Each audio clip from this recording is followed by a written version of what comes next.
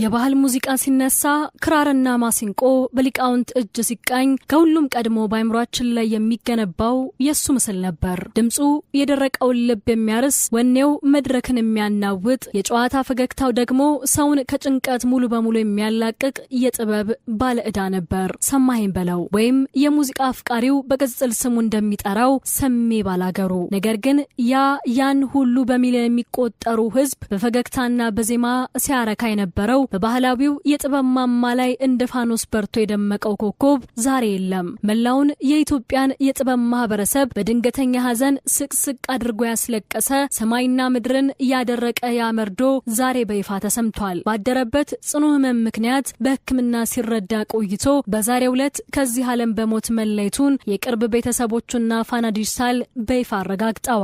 ይሁን እንጂ የሰማኸኝ ህልፈት መላውን የኢትዮጵያ ህዝብ ከማስለቀሱ በላይ በትልቅ ድንጋጤና በርካታ ባልተመለሱ የሕክምና ጥያቄዎች የታጀበ ሚስጥር ጥሎ አልፏል። ይህ መርዶ ሲሰማ አድናቂዎቹንና ጥበብ አፍቃሪውን ግራ ያጋባ፣ ህሊናን የሚሞግት አንድ ትልቅ መሪር ጥያቄ አለ። ለመሆኑ ሰማኸኝን ምን ገደለው? ይህ በሆነበት ሁሉን ነገር መልካም በነበረበት ሁኔታ ውስጥስ እንዴት ይህ ልብ ሰባሪ ስንብት ሊከሰት ቻለ? እውነታውን ይበልጥ ወደ ኋላ ተመልሰን ስንፈትሸው ነገሩ ይበልጥ አሳሳቢና አሳዛኝ ይሆናል። የምናውቀው እውነት አለ።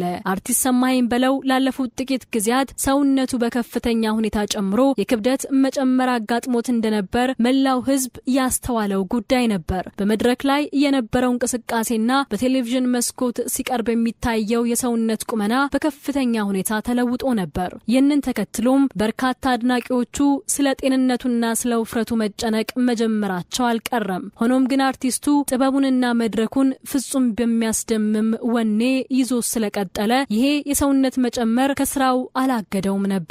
አልፎ ተርፎም ሰማኸኝ በቅርቡ ባደረገው በርካታ የሚዲያ ቃለመጠይቆች ላይ ጋዜጠኞችና ተመልካቾች ስለ ውፍረቱና ስለ ጤናው ሁኔታ በጥያቄ መልክ ባነሱበት ወቅት ይህ የሰውነቴ ውፍረት በጤናዬ ላይ እስካሁን የፈጠረው ምንም አይነት ተጽዕኖ የለም፣ ፍጹም ሰላምና ጤነኛ ነኝ በማለት በልበ ሙሉነትና በዚያው በሚታወቅበት ተስፋ ሰጪ ፈገግታው ለአድናቂዎቹ ትልቅ መተማመን ሰጥቶ ነበር።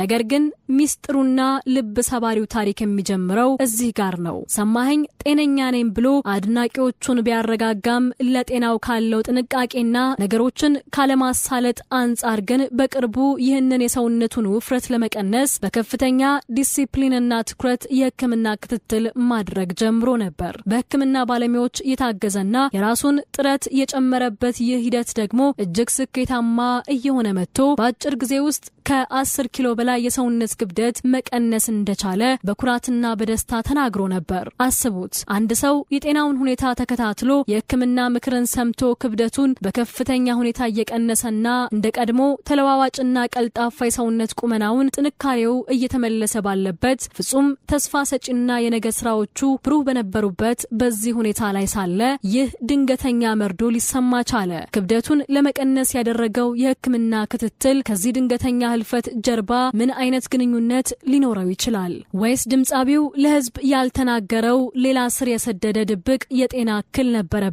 ስለ አርቲስት ሰማኸኝ በለው የመጨረሻዎቹ ቀናት ድብቅ የህይወት ፈተናዎች፣ ስለ ሰውነት ክብደት መቀነሱ ሚስጥር፣ ይህ የሕክምና ሂደት ከህልፈቱ ጋር ስላለው ትስስርና በዛሬው ዕለት ስለተሰማ አሳዛኝ ስንብት መረጃዎችንና የቤተሰቦቹን ይፋዊ መግለጫ መሰረት አድርገን በጥልቀት በስፋት እንተነትናለን። እስከ መጨረሻው ድረስ አብራችሁን በመሆን እውነታውን አግኙ።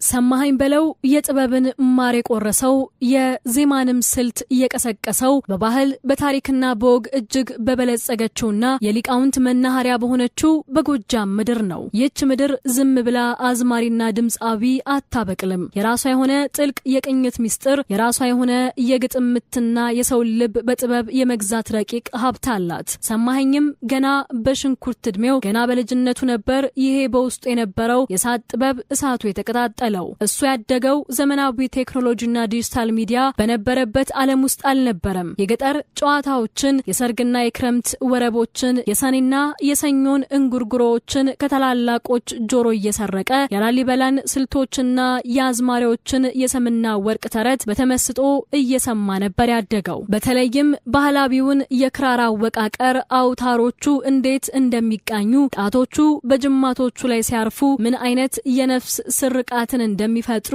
ከአካባቢው አንጋፋ የጥበብ አባቶች በጥልቀት ለመቅሰም ጊዜ አልወሰደበትም። ነገር ግን ብዙዎች በጥበብ ዓለም ውስጥ ያሉ ሰዎች እንደሚመሰክሩት ሰማኸኝ ዝም ብሎ ድምጽ ስላለው ብቻ የዘፈነ ድምጻዊ አልነበረም። ገና ከብላቴናነት እድሜው ጀምሮ ግጥም በቦታው የመደርደር፣ የሰው ማንነት ገጽታና ሐዘን አይቶ ወዲያውኑ የመቀኘትና ፈጣን ምላሽ የመስጠት ድንቅና ተአምረኛ ተሰጥኦ ነበረው። ይህ በገጠር ሜዳዎችና በባህላዊ መድረኮች ላይ የዳበረው ከህዝብ ጋር የመተላለፍና የመወጋገዝ ልዩ ተሰጥኦ ነው። በኋላ ላይ ህልሙን ሰንቆ ወደ ዋናው ከተማ አዲስ አበባ ሲመጣ ትልቅና የማይዘነጋ የጥበብ በር የከፈተለት። ከጎጃም ገጠር የወጣው የአረኛ ልጅ በውስጡ የያዘው የክራርና የዜማ እሳት መላውን ዓለም እንደሚያቀልጥ ገና ከጅምሩ የታወቀ ነበር። ህልሙን ሰንቆ ክራሩን አንግቦ ወደ ዋናው ከተማ አዲስ አበባ የመጣው ሰማኸኝ በለው የጥበብ አውራ ጎዳናውን በምቾት አልጀመረም። መጀመሪያ ላይ ስራውን የጀመረው በከተማዋ ስመጥር በሆኑ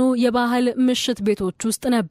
ነገር ግን በአጭር ጊዜ ውስጥ ባህላዊ ሙዚቃን ከዘመናዊ የባንድ አወቃቀር ጋር በማዋሃድና የባህል ሙዚቃ አቀራረብ ዘይቤን ሙሉ በሙሉ በመቀየር ረገድ የሰማኸኝ ሚና በኢትዮጵያ የሙዚቃ ታሪክ ውስጥ በቀላሉ የሚታይ አይደለም። የሱ ልዩና ማንም ሊወዳደረው የማይችለው መለያ ምልክት የነበረው ምንድን ነው? አንደኛው ከባድ ጥልቅና ረቂቅ የሆኑትን የገጠር ዜማዎችንና የላሊበላ ስልቶችን ሳያረክስና ይዘታቸውን ሳይለቅ ወደ ዘመናዊው ትውልድ ጆሮ በቀላሉ ሰርገው እንዲገቡ አድርጎ በዘመናዊ የሙዚቃ መሳሪያዎች አቀናጅቶ ማቅረቡ ነው። ሁለተኛው ዋናው መለያው ደግሞ በመድረክ ላይ ያለው ወደር የለሽ ጉልበትና እሳታማ ወኔ ነበር። ሰማኸኝ መድረክ ላይ ሲወጣ ዝም ብሎ አይዘፍንም። መላው ሰውነቱ፣ ነፍሱ፣ ስሜቱና የውስጥ እሳቱ አብሮ ይነድ ነበር።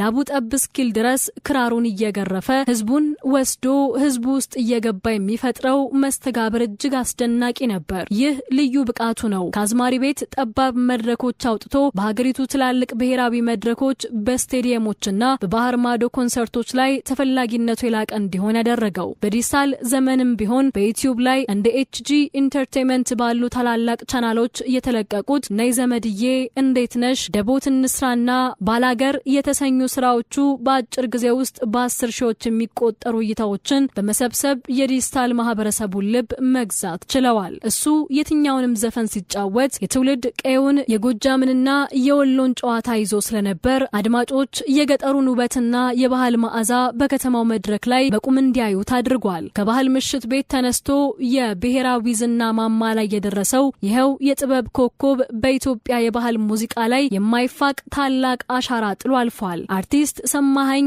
በአማርኛ ባህላዊ ዜማዎቹ በባህላዊ ትዕይንቱና በመድረክ ላይ ባለው ደማቅ ተሳትፎ በኢትዮጵያ የሙዚቃ ኢንዱስትሪ ውስጥ ትልቅ ስምና ክብርን ያተረፈ ድምጻዊ ነበር።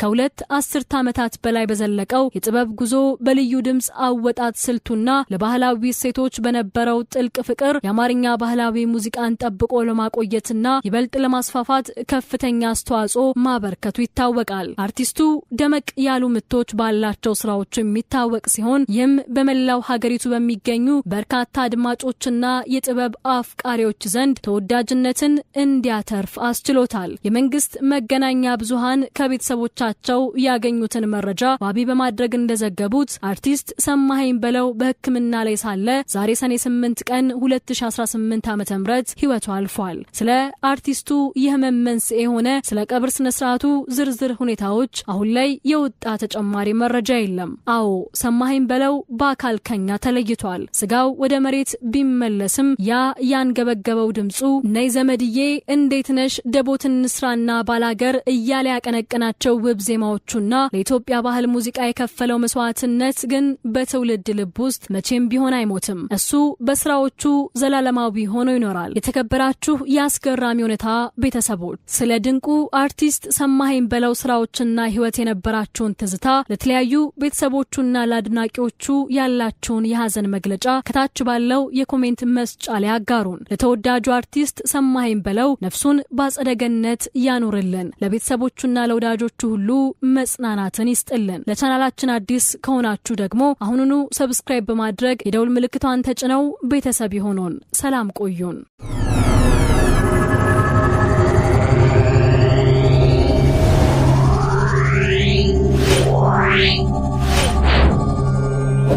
Wow.